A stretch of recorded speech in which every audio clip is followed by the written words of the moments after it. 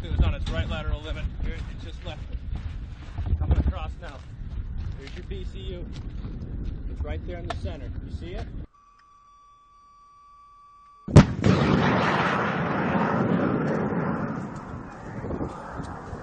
Yes, sir. Last one. Yeah, it was perfect. Yeah.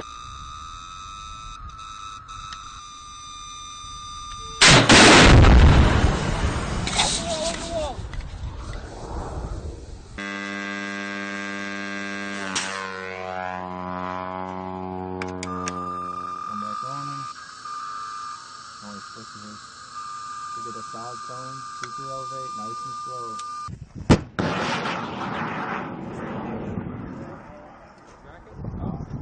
Oh! Looks like it lost it for a minute. We'll take it. You're gonna step up onto the firing line in the dead pits up there, or sorry, in the pits as I was.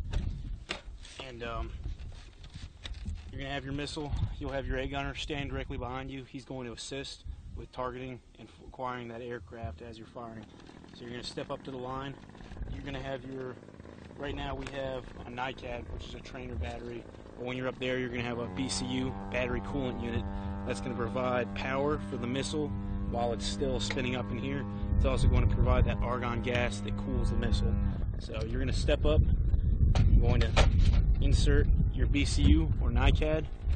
You're going to look over the sights. You're going to find out where that aircraft is at. Once you've seen that aircraft with the missile shouldered, hand forward on the uncage button, your other hand back here on the SNA switch and the trigger. You're going to acquire that aircraft. You see it, you can track it in the sights. So now you're going to lift up and you're going to activate by pressing down and in on this SNA switch, safety and actuator switch. And as you can hear right now, back here you've got your speaker, which is going to provide those tones to let you know if you're tracking the aircraft, and you've got your bones transducer. This is going to vibrate against the gunner's cheek so that he can feel the tone, because sometimes it's loud, aircraft flying by, possible gunfire in the background. So you're going to hear those two things going off. This NICAD won't last very long, it's pretty much dead. So you've seen the aircraft, and the reason you activate on a clear blue sky, you're going to take your sights, you're going to put them above, below, or side to side on the aircraft and activate on that clear blue sky. The reason for doing that is you want this weapon tracks with negative UV and IR light, so you want to give it a clear picture to set the tracker on, so that way when you look at the plane, it's tracking that negative UV light, or the light that the plane is blocking out. So that's how that helps you acquire that target. So once again, tracking, activate clear blue sky. Safety and actuator switch. You're going to sight in. You can see the aircraft coming. I'll quiet that down so you can hear.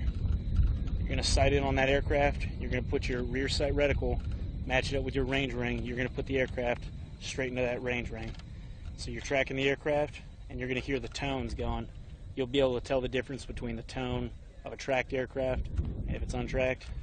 So once you hear that tone, you're going to, up here, press that uncage button. So what this uncage switch does is allows this seeker head right here in the front. Right now, it's at a fixed angle with these sights, so it's not moving at all. Once you press this uncage switch, it's going to allow that seeker head to track independently from the missile. So this little gyro up here, this seeker eye is going to be moving around looking at that aircraft. And the reason for that is you need to super elevate this missile upwards. You need to super elevate this missile upwards so that when it fires out, that launch motor is going to push it out of the tube, and then the launch motor will detach and the flight motor will kick in. So there's about 9 yards where this missile will just be free floating in the air between the detachment of the launch motor and the initiation of the flight motor. So that space that it's going to fall right there, that's the reasoning for super elevating the missile.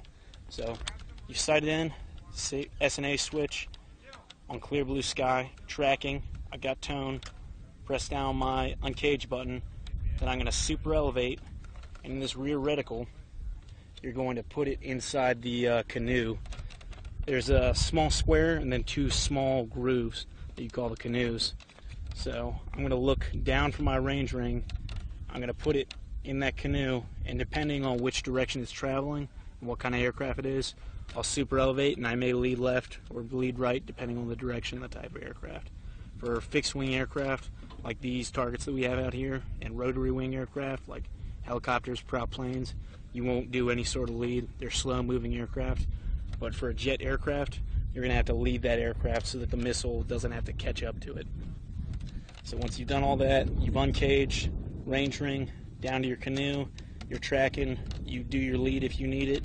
You're going to pull and depress that trigger for 3 to 5 seconds and wait for that missile to fire. And once the missile has left this tube, it's a fire and forget weapon system. So that missile is on its own, tracking on its own, headed towards that aircraft.